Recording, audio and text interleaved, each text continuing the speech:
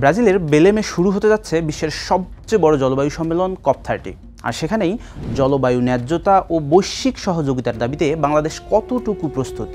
আমি এজে সাগর প্রকৃতির সময়ের আজকের পর্বে বলবো সেই সম্মেলনকে নিয়ে, যাকে ঘিরেই ঠিক হয় ভবিষ্যতে পৃথিবী কতটা পাবে বা কতটা হারাবে।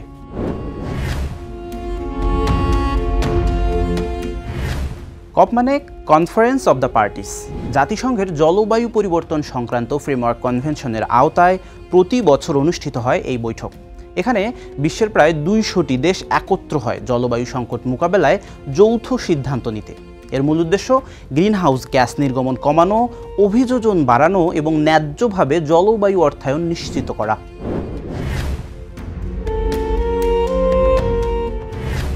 জলবায়ু পরিবর্তনের জন্য দায়ী মূলত উন্নত দেশগুলো, আর ক্ষতিটা ভোগ করছে উন্নয়নশীল ও স্বল্পোন্নত দেশগুলো।